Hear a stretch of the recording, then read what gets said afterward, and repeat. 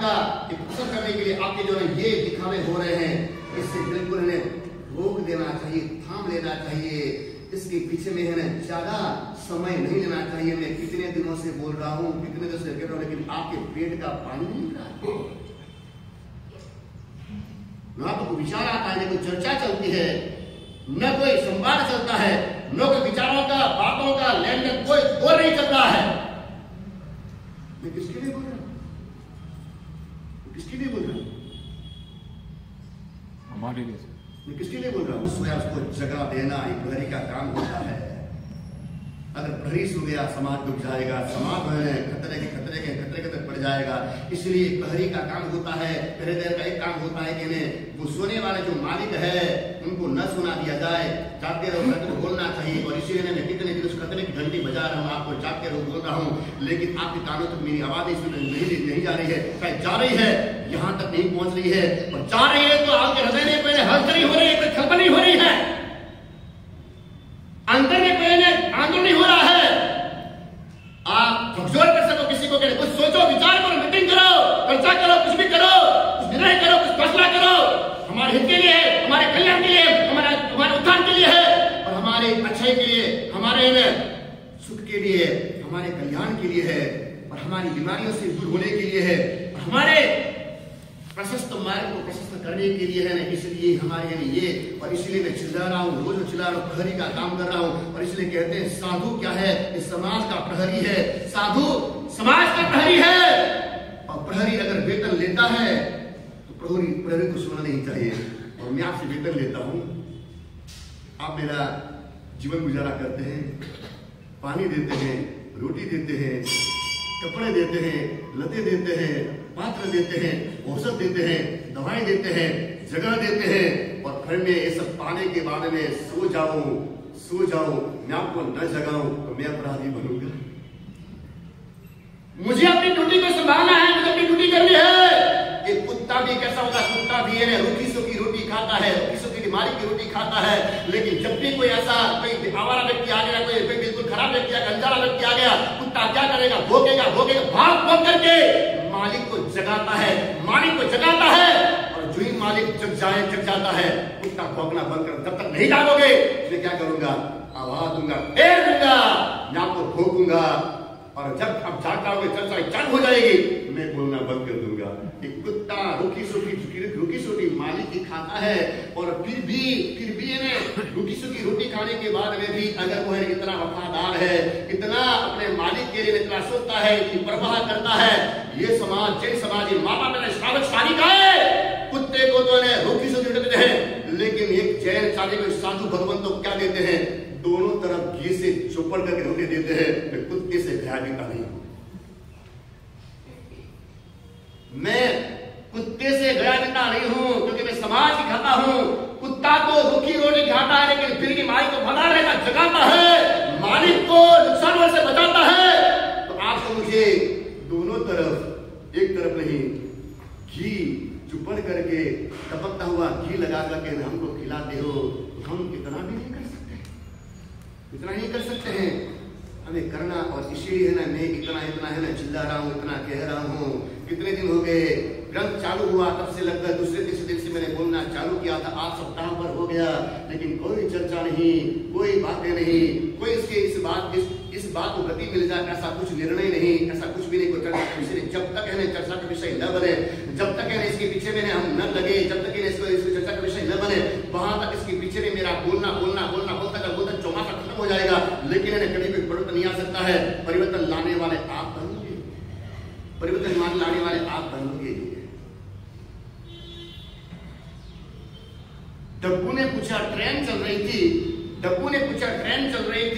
कि ट्रेन चल क्यों नहीं रही? कहीं ट्रेन रुक गई, ठहर गई, थम गई। डब्बू ने एक यात्री से, पड़ोस से, बगल वाले बैठे हुए यात्री से, सफर करने वाले से पूछा कि ट्रेन क्यों चल रही है, क्यों नहीं चल रही, ट्रेन क्यों रुक गई है? तो उस यात्री ने जवाब दिया, भारी वर्षा के कारण ट्रेन नहीं चल रही है, रुक गई है। डब्बू बोला, अगर वर्षा इतनी भारी है, उसके वजह से ट्रेन नहीं चल रही, उसको उतार दो, बाहर निकाल दो, ट्रेन चल जाएगी। भारी वर्षा के हिसाब से ट्रेन नहीं चल रही है, ऐसा यात्री ने कहा। और डब्बू ने कहा जब वर्षा इतनी भारी है उसको उतार दो, चल जाएगी। मैं तो कहता हूं कोई भारी आदमी है ना, उसको बाहर निकाल दो, लेकिन आपकी ट्रेन, आपकी गाड़ी चलनी चाहिए। आप कहने बदलाव आना चाहिए। आपके भीतर तनाव में जो बात चल रही है वो बातें उसका निराकरण होना चाहिए, आंदोलन चलना चाहिए। अगर कोई माने न माने, लेकिन कम से कम कोशिश तो करें, हम बात तो चलाए, हम अपनी शक्ति का उपयोग तो करें।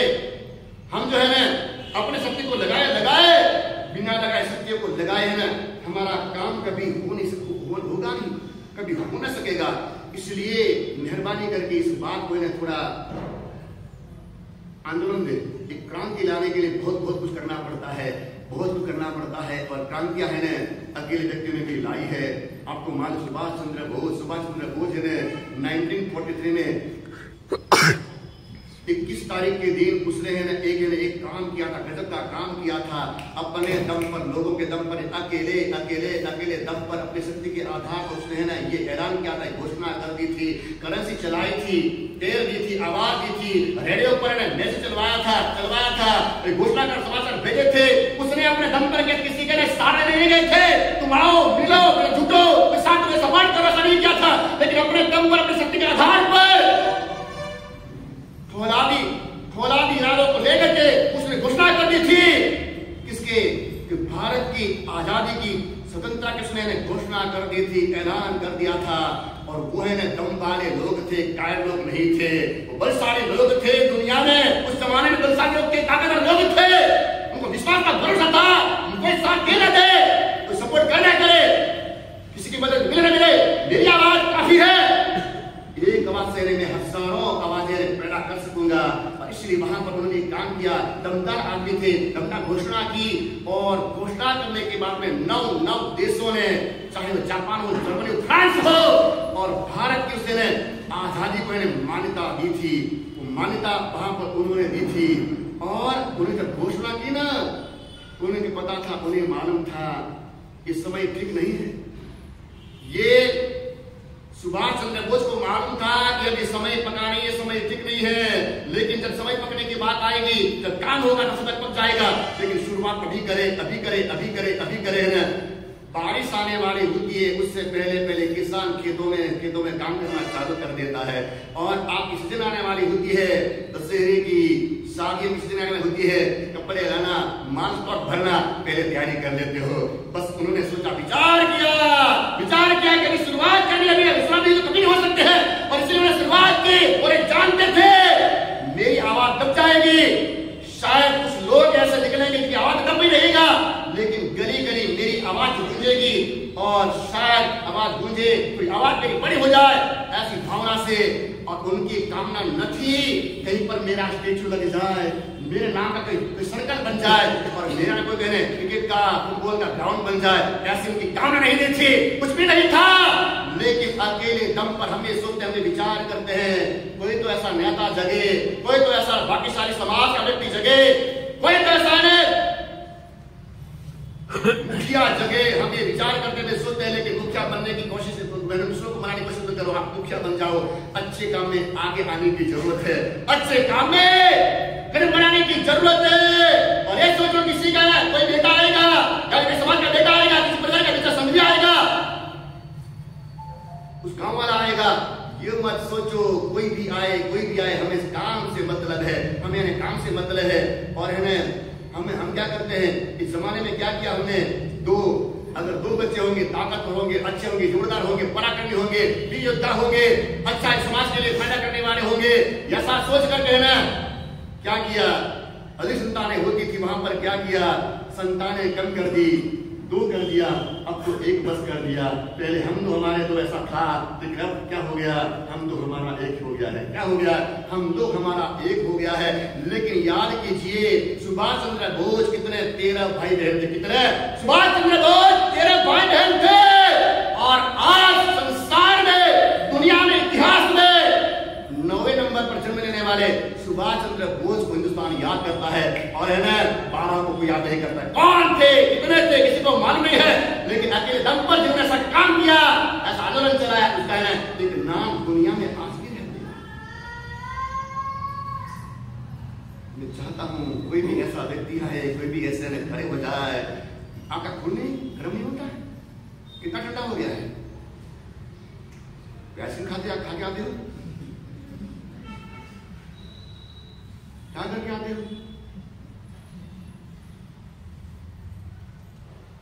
मैं बोलता हूं तो मैं पसीने से नहा लेता हूं, आपके अंदर तो कुछ पानी तो हिले, पसीने नहाए तो कोई बात नहीं, थोड़ा पानी तो हिले।